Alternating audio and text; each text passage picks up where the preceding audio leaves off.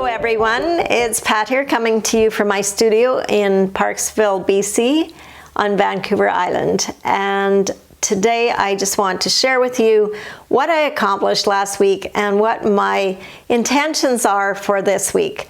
I didn't end up getting actually any painting time in because I made a different choice, and I chose to learn something new and explore deeper than I had before, some eco printing. So I did a couple of bundles with paper and I overprinted a couple of silk scarves, and I'm quite pleased with the results of those.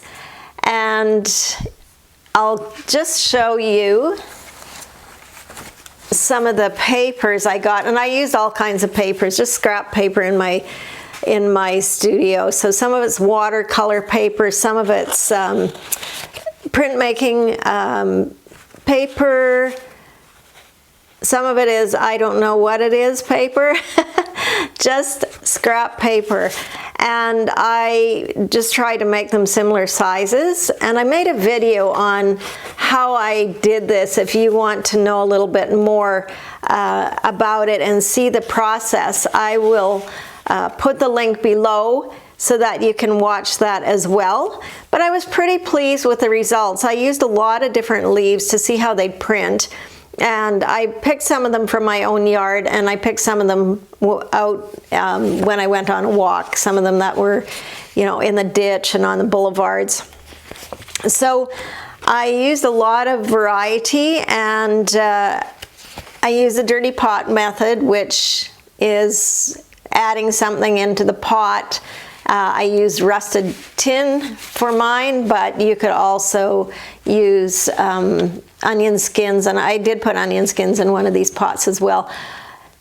Or you can also use types of eucalyptus, which I didn't have on hand. So I was pleased with my bundles of paper. Not sure exactly what I'm going to do with them, but I have a few ideas.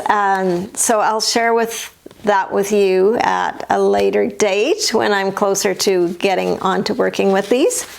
The other thing I did was overprint a couple of silk scarves that I had, and because the water had a lot of iron in it, they got quite dark. So they were a bundle that I rolled up with some leaves, and this is the bottom of the scarf that was on the outside of the bundle. So you can see that it's quite dark, and I like that contrast, and you can also see all the string lines.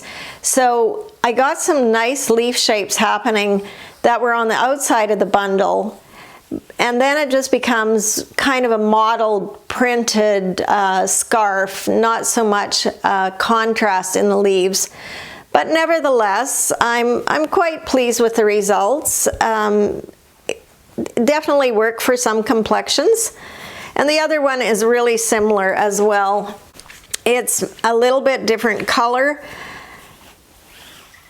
but again, the dark on the bottom, some nice leaf shapes. I got some fern shapes in there, which they don't print really well, but they left some nice shapes. So yeah, so a different thing, something new to learn and try.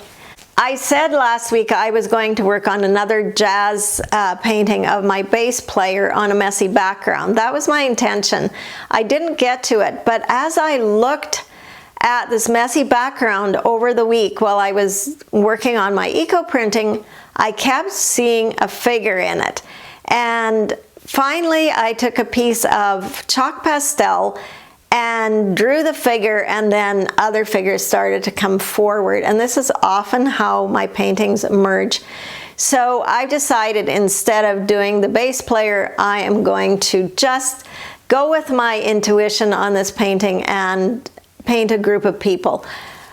So I'm not sure if as many that have showed up here will stay in the scene, or I will paint some out. But I like to start with more than less, because you can always get rid of some of them as you go.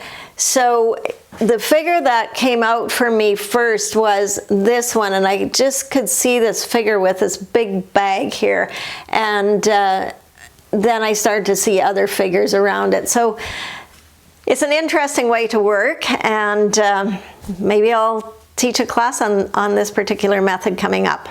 Speaking of classes, my paint and sip party is on Wednesday this week, Wednesday afternoon. So I'll be busy getting ready for that. And there's still time for you to register. I'll leave the link below. It's totally free.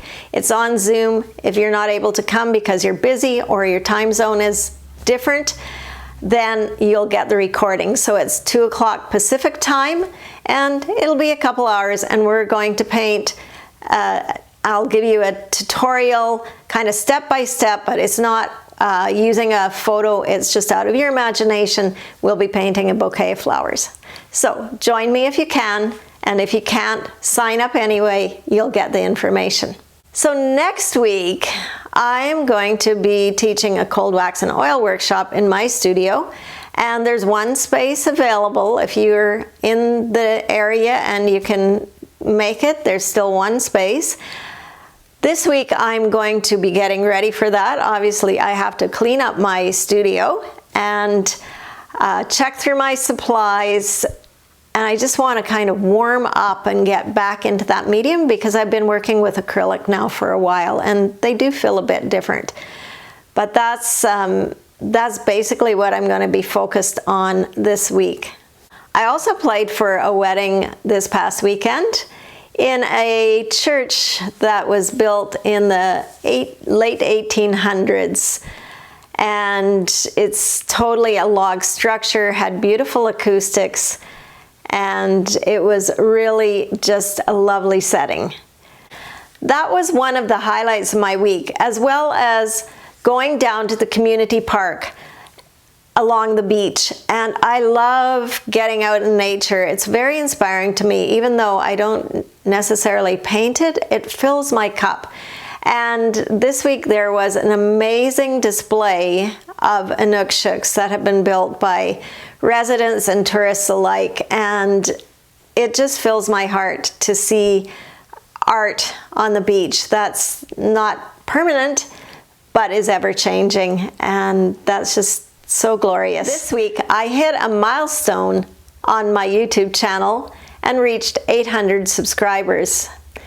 If you've subscribed, thanks so much. If you haven't, please do. It really would help me to grow my channel and get to my next goal of 1,000 subscribers.